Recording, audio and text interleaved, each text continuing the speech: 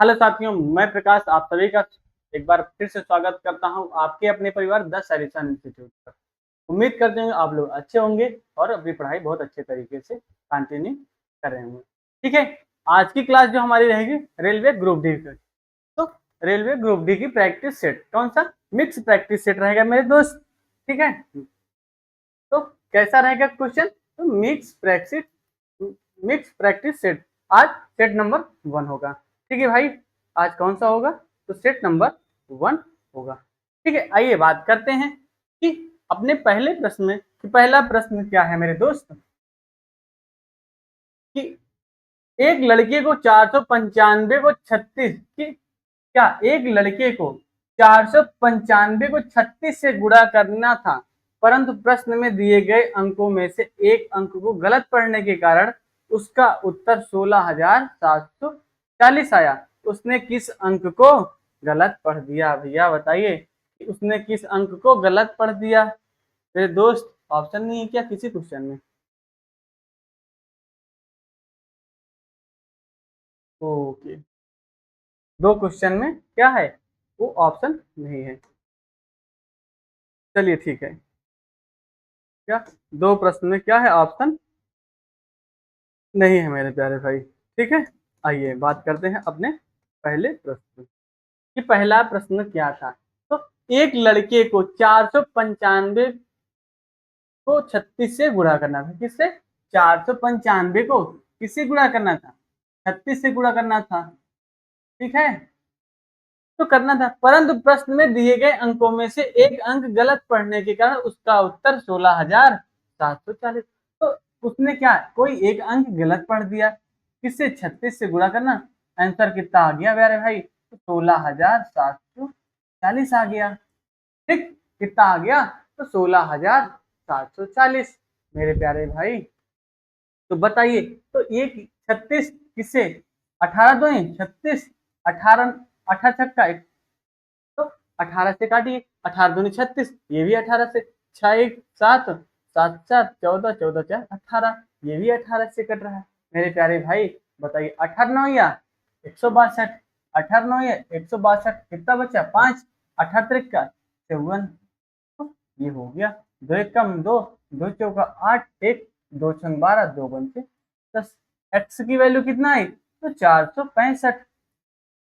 तो क्या एक्स की वैल्यू क्या थी? 465 थी, बट उसने क्या 495 से गुणा कर दिया। तो उसने कौन सी ऐसी संख्या गलत पढ़ दी? तो मेरे प्यारे भाई, उसने 9 एक ऐसी संख्या थी।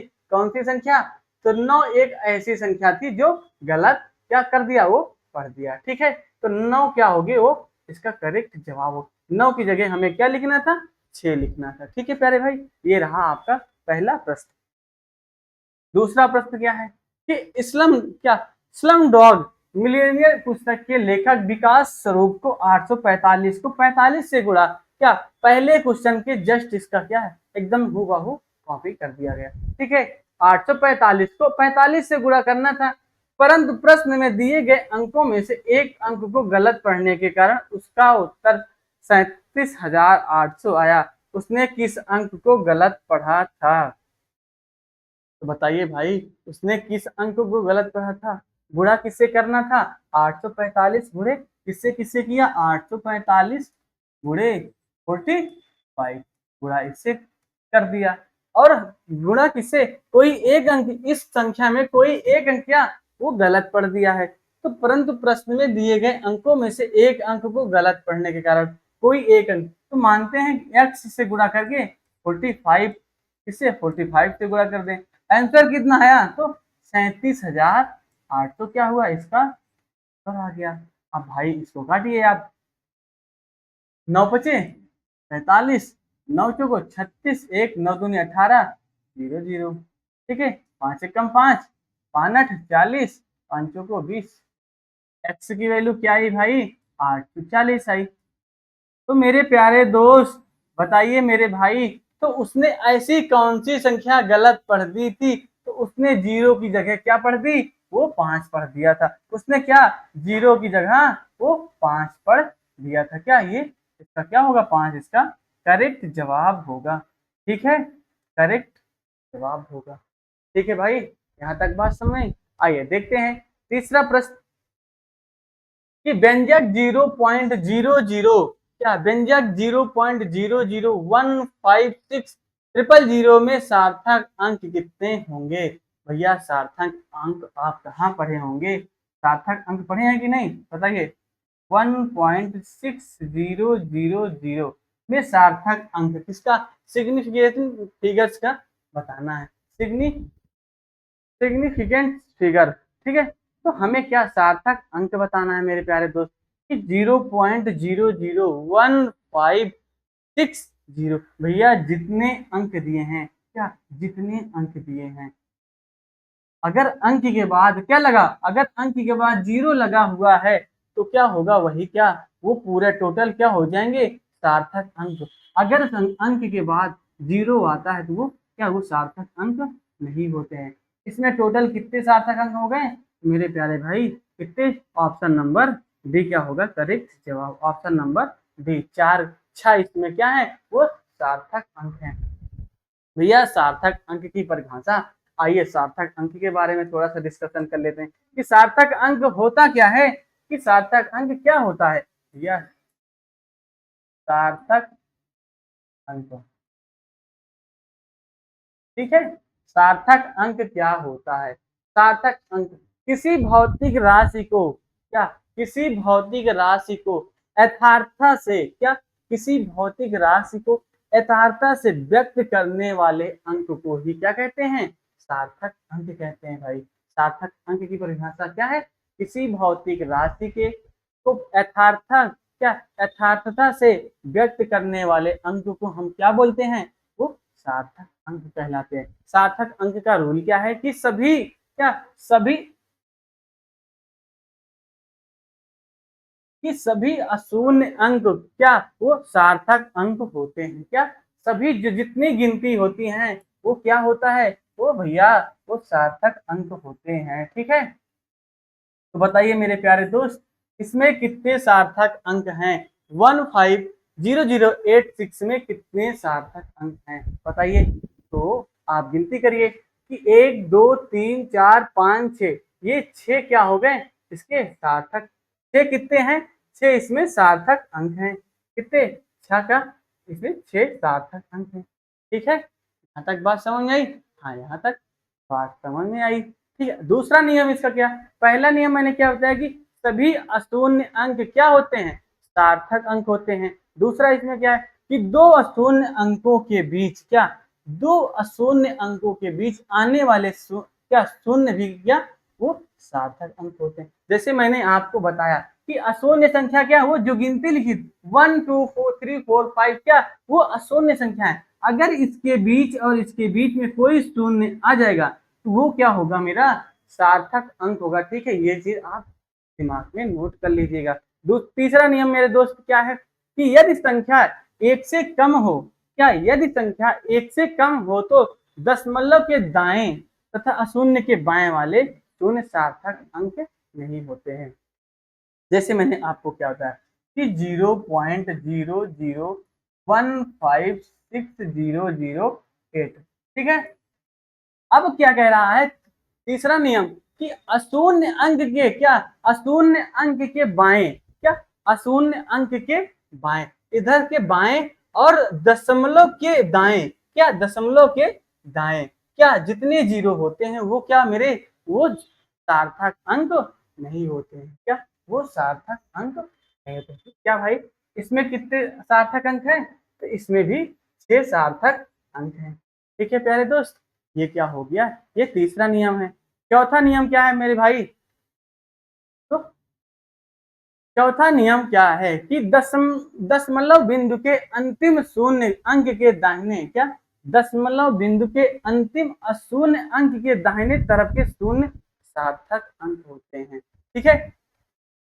कि क्या कह रहा है कि दशमलव जैसे 0.001560008, इस क्या कह रहा है कि दशमलव बिंदु के अंतिम अशून्य अंक, दशमलव बिंदु के अंतिम अंतिम अशून्य अंक ये है, ये अंक के दाहिने तरफ के, अंक के दाहिने तरफ के अशून्य कितने शून्य क्या होते हैं, वो सार्थक अंक होते हैं। ठीक है, जैसे कि 0.150, ठीक है, तो 000, तो इसके दाहिने की तरफ वो जितने जीरो होते हैं, क्या जितने जीरो होते हैं वो क्या होते हैं, सार्थक अंक होते हैं। मेरे प्यारे दोस्त, हम आपसे आशा करते हैं कि आपको सार्थक अंक बहुत अच्छे से समझ में आए। आइए देखते हैं फिर से एक अगला प्रश्न सार्थक अंक का ही, कि 0.0045030 में सार्थक अंक क्या है। क्या सार्थक अंक क्या है, बताइए भैया। मैंने आपको क्या बताया कि जीरो, क्या पॉइंट के बाद अगर जीरो है, क्या पॉइंट के बाद जीरो है और अशून्य अंक के, क्या अशून्य अंक के, किसके, अशून्य भैया, अशून्य अंक के बाद, अशून्य अंक के पहले और दशमलव बिंदु के बाद जीरो है तो वो सार्थक अंक नहीं होते हैं। तो इसमें कितनी सार्थक है, 1, 2, 450 और 300, ये क्या है, ऑप्शन नंबर बी क्या होगा इसका भैया, राइट जवाब होगा। तो छह क्या है, छह सार्थक अंक है मेरे प्यारे दोस्त। आइए पांचवा देखते हैं, पांचवा प्रश्न आपसे क्या पूछ कह रहा है। पांचवा प्रश्न आपका क्या, यदि sec theta plus tan theta equal to 6, तो सेक थीटा की वैल्यू, भैया ये सब क्या है, ये सब आरआरबी ग्रुप डी में, क्या आरआरबी ग्रुप डी में पूछे गए प्रश्न है भाई। ठीक है, ये सब क्या है, आरआरबी ग्रुप डी में पूछे गए प्रश्न है। मैंने आपको जो 10, क्या ये 10 सवाल सॉल्व कराएंगे, ये आप जानिएगा कि ये सब प्रीवियस ईयर में पीछे पूछे गए प्रश्न है। ठीक है भाई, तो आइए देखते हैं कि यदि sec theta plus tan theta equal to 6, क्या सेक थीटा, तो हमें ये बताइए sec square theta minus tan square theta equal to 1 होता है कि नहीं। आपने क्या कक्षा 9 या 10 में फार्मूला पढ़ा होगा भाई, कि सेक स्क्वायर, ट्रिग्नोमेट्री में एक फार्मूला पढ़ा होगा, sec square theta plus tan square theta, sec square theta minus tan square theta equal to 1, क्या sec square theta minus tan square theta equal to 1। अब बताइए A square minus B square का formula, तो आप बोलेंगे ए plus B, एक पुस्तक में ए माइनस बी होता है। ठीक है, तो एक पुस्तक में क्या sec theta plus tan theta, sec theta plus tan theta, और दूसरे कोष्टक में प्यारा दोस्त तो sec theta minus tan theta equal to 1। अब बताइए sec theta plus tan theta, sec theta minus tan theta, तो भैया आपको किसकी वैल्यू दी गई है, तो sec theta plus tan theta की, क्या वो आपको वैल्यू दिया गया है। तो sec theta minus tan theta equal to 1, इधर 6 क्या है गुणा में, उधर हो जाएगा वो भाग में हो जाएगा। Sec theta minus tan theta equal to 1/6 हो जाएगा।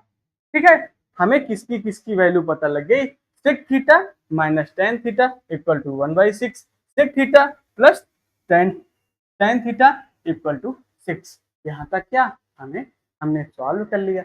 अब हम क्या करते हैं, ये इक्वेशन और पहली समीकरण और इसको हम दूसरा समीकरण मानते हैं, पहला समीकरण और दूसरे समीकरण को क्या करते हैं, ऐड कर देते हैं। जब हम ऐड करेंगे sec theta minus tan theta क्या plus tan theta equal to 6, और दूसरे क्या इसको दूसरा मानिएगा उसको, मेरे प्यारे दोस्त कोई दिक्कत नहीं, आप कुछ भी मान सकते हैं। तो हम पहला, तो ठीक है, sec theta minus tan theta equal to 1/6, हम क्या करते हैं, दोनों समीकरण को ऐड कर देते हैं। जब ऐड करेंगे भैया ये प्लस ये माइनस ये कट जाएगा, यहाँ 2 sec theta equal to 6 plus 1/6 होगा, होगा कि नहीं। हाँ, जब 6 प्लस 1/6 को हम सॉल्व करेंगे मेरे प्यारे दोस्त, 6×6 37/6 हो जाएगा। तो बताइए भैया कि हमसे किसका मान पूछ रहा है, सेक थीटा का। इधर 2 सेक थीटा, इधर 2 क्या था गुणा में है, इधर आएगा क्या हो जाएगा, तो जब इधर वो आएगा तो उधर गुणा में था भैया, तो इधर जब आएगा 37 की ओर तो क्या हो जाएगा, वो भाग में हो जाएगा। ठीक है, तो क्या होगा 37/12। ठीक है, अब हमें क्या, तो 12 में अगर 37 से डिवाइड करेंगे किसका, अगर हम 12 37 में 12 से डिवाइड करेंगे मेरे प्यारे दोस्त, 12 भारतीय 36 भारतीय 36, एक बचा 1/12, 3 सही 1/12 क्या होगा इसका करेक्ट जवाब हो जाएगा। ठीक है, ये बात समझ में आई। हाँ, ये बात बहुत अच्छे से समझ में आ गई होगी। ठीक है मेरे प्यारे भाई, यहाँ तक आइए देखते हैं अगला प्रश्न, 6वां नंबर प्रश्न कि sec theta plus tan theta equal to 12.5, तो sec theta minus tan theta की क्या वैल्यू बताना है। किसका, sec theta minus tan theta की वैल्यू बताइए भाई। अगला ही प्रश्न, अभी जस्ट मैंने ये प्रश्न आपको क्या इसी टाइप का प्रश्न कराया है। अब आप बताइए कि ये प्रश्न का जवाब क्या होगा। तो चलिए देखते हैं, sec theta plus tan theta equal to 12.5 है। किसका, 12.5 है। बताइए बताइए प्यारे दोस्त। तो ठीक है, आइए देखते हैं आपसे फिर से एक बार कि sec square theta minus tan square theta equal to 1, तो sec theta plus tan theta sec theta minus tan theta equal to 1। Sec theta plus tan theta की वैल्यू क्या, 12.5 गुणे sec theta minus tan theta equal to 1 हो गया। आइए इधर इसको इधर पक्षांतर करिए, तो sec theta minus tan theta की वैल्यू क्या हो गई, 1/12.5। पॉइंट हटाएंगे तो मेरे प्यारे दोस्त ऊपर 10 हो जाएगा, नीचे 125 आ जाएगा। ठीक है, अब इसको क्या करिए आप 5 से डिवाइड करिए, 5 दूनी 10, 5 दूनी 10, पचहंग 25। तो अब क्या ये आंसर कितना आएगा मेरे प्यारे दोस्त, तो ये हो गया 25। अगर हमको हम क्या दो में अगर 25 से डिवाइड करेंगे मेरे प्यारे दोस्त, क्या अगर हम 2 में 25 से डिवाइड करेंगे तो ये 0 बार जाएगा, नहीं जाएगा, पॉइंट लगाया नहीं गया, फिर एक 0 बढ़ाया, फिर एक 25 अट्ठे 200। आंसर कितना आएगा प्यारे दोस्त मेरे भाई, 0.00 क्या 0.08 क्या होगा इसका राइट जवाब होगा। किसकी वैल्यू पूछ रहा था, तो sec theta minus tan theta की वैल्यू हमसे क्या वो पूछ रहा था। ठीक है, ये ऑप्शन नंबर बी क्या होगा इसका करेक्ट जवाब हो जाएगा। ठीक है, यहाँ तक बात समझ गई। हाँ, आइए देखते हैं अगला प्रश्न। नेक्स्ट प्रश्न क्या है कि 2 वर्ष पहले एक नई स्टार्टअप कंपनी के को उसकी पूंजी निवेश का 80% तक बड़ा घाटा हुआ। बाद के वर्षों में उसने अपना वित्तीय घाटा 2 चरणों में वसूल किया। चरण 1 में कंपनी ने 30,000 वसूल किए और चरण 2 में 80,000 वसूल किए। उसका आरंभिक पूंजी निवेश कितना था। भैया बताइए क्या पूछ रहा है, बताइए बताइए कि 2 वर्ष पहले एक नई स्टार्टअप कंपनी, भैया मैंने क्या, भैया दोस्त हमने क्या, हमने टोटल कितना इन्वेस्ट किया, 100% इन्वेस्ट किया था। कितना, 100% इन्वेस्ट किया। टोटल कितने, उसके पूंजी निवेश का 80% तक बड़ा घाटा हो गया। क्या, तो 80% तक बड़ा घाटा हो गया। तो 80% का जब घाटा हुआ, बट उसने अगले क्या अगली लाइन में क्या करा कि उसने क्या किया, वो घाटा को 2 चरणों में वसूल लिया। कि पहला चरण क्या था, वो 20,000 रुपए और दूसरा चरण क्या था, 80,000 रुपए। ठीक है, तो 80% की वैल्यू मेरे प्यारे दोस्त क्या होगी, तो कितना 30 प्लस 80 कितना, 30,000 प्लस 80,000।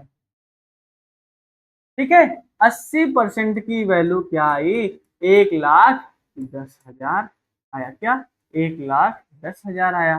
ठीक है, 1,10,000 आया कि नहीं, हाँ 1,10,000 आया। और हमसे पूछ रहा, क्या पूछ रहा है, तो हमसे 100% की वैल्यू पूछना चाह रहा है। हमसे क्या पूछना चाह रहा है, 100% की वैल्यू। बताइए भाई कितना होगा। तो देखिए एक जीरो से एक जीरो हटाइए, आठ एक कम, आठ एक कम आठ, आठ एक कम आठ, आठ एक कम आठ, ये बच गया कितना, तीन, आठ त्रिक 24, आठ सत्ते 1375। 1% की वैल्यू कितना है, 1375 आया। ठीक है, 1% की वैल्यू 1375 रुपये आया। हमसे क्या पूछना चाह रहा है दोस्त, तो 100% की वैल्यू पूछना चाह रहा है। तो 1375 इंटू 100, 1375 इंटू 100 क्या हो जाएगा, तो 1375 डबल जीरो। ठीक, इसका क्या होगा, ये सही जवाब होगा। क्या, 1,37,500 क्या हो जाएगा, इसका राइट आंसर होगा।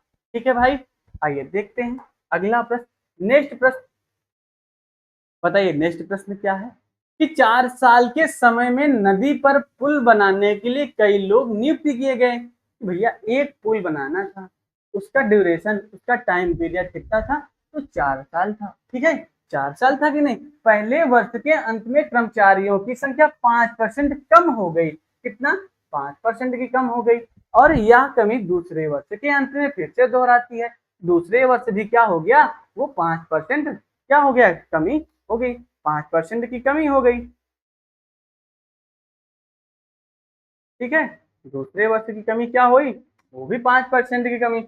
हालांकि समय पर पुल को पूरा करने के लिए तीसरे वर्ष के अंत में कार्यबल में 20% की वृद्धि की गई। यदि चौथे वर्ष की शुरुआत से काम करने वाले लोग की संख्या 2166 है, तो शुरुआत में नियोजित लोगों की संख्या कितनी थी, बताइए भाई, बताइए मेरे प्यारे भाई। तो हमसे क्या पूछ रहा है कि शुरुआत में कितने आदमी चुने गए थे, कि शुरुआत में कितने मैन पावर थे भाई। तो देखिए आदमी कितने, यम थे। पहले पहले साल कितने कम हुए, 5%, तो में 5 गए तो 95, 95/100। दूसरे साल भी क्या हुए, 5% कम हो गए, 95/100। फिर क्या हुआ, फिर चौथे वर्ष की शुरुआत, क्या चौथे वर्ष क्या हुए, तो चौथे वर्ष में 20% की वृद्धि हो गई। 100 से क्या हो गया, 120 हो गया। तो 20 हो गया कि नहीं। फिर उसके बाद ये चौथे वर्ष की शुरुआत काम करने वालों की, ये 4 वर्ष में क्या हो गया, तो चौथे 2166। पूरे की वैल्यू भैया क्या आई, 2166 आ गई। अभी यही इक्वेशन, यही समीकरण, यही सवाल को सॉल्व कर दीजिए, हमें क्या पता लग जाएगा, हमें शुरुआत में नियोजित होने वाले लोगों की वैल्यू पता लग जाएगी। 5 क्या, 5×99 95, 5×99 100, 5 100, 5×99 100, तो एक जीरो से एक जीरो कट गया। ठीक है, दो छंग 12, दो पंचे 10। ठीक है प्यारे भाई, तक बात समझ में आई? हाँ। तो 19 का गुणा 19 में करेंगे। बताइए अगर हम क्या करते हैं, 19 का गुणा क्या हुआ, काटे, 19 से 19, 19 से कम 19। ठीक है, कितना बच गया, 19 से कम 2, और 19 से कम 19। ठीक है, कितना बचा, 19 से कम 19, 3, नहीं रुकिए, 19 से कम ये 2 बचा, 19 से कम 19, 19 चौको 76, 19 छक्का 114। कहाँ से, कहाँ कट गया, ऊपर कितना, भैया बताइए यहाँ क्या आया, तो 20 5 से कटा था। हाँ, 5 दिशा में 100। ठीक है, तो नीचे क्या बच गया, m × 1/20, 1/20, 1/5, क्या 1/5। अब बताइए कि मैन पावर की संख्या कितनी होगी। बताइए प्यारे दोस्त, मैन पावर की संख्या यहाँ कितना, यहाँ पे एक बचा, तो 2 दूनी 4, 4 से पंचे 2000, या m × 1/2000 equal to 1, m equal to 2000। क्या m इक्वल टू 2000। ठीक है, शुरुआत में मैन पावर की संख्या कितनी थी, तो 2000 थी। ठीक है, यहाँ तक बात समझ में आई। हाँ, आइए देखते हैं 9 नंबर का सवाल। 9 नंबर सवाल क्या है कि 3400 रुपए को 3 साल के बाद देने हैं, यदि वो 3 किस्तों में चुकाना चाहता है, ताकि पहली किस्त, दूसरी किस्त का तथा तीसरी किस्त का। सवाल क्या हो रहा, कुछ गलत हो रहा है क्या, बताइए। सवाल कुछ गलत हो रही भाई।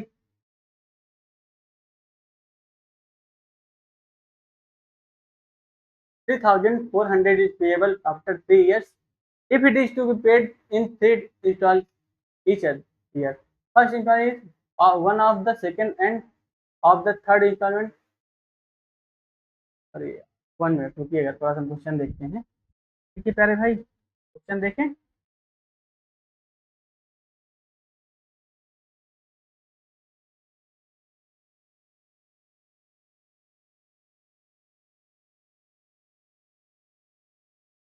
बस 1 मिनट, आइए देखते हैं, इसको कल सॉल्व करेंगे अगले अगले प्रैक्टिस सेट में, प्रैक्टिस सेट नंबर 2 में। ठीक है, आइए देखते हैं अगला प्रश्न क्या है। भैया अगला प्रश्न कुछ है ही नहीं, अगला प्रश्न कुछ है ही नहीं। ठीक है, आज की क्या हमारी क्लास यहीं तक रहती है। मिलते हैं कल की क्लास में एक नए एनर्जी, नए उत्साह के साथ। ठीक है, ओके, थैंक यू।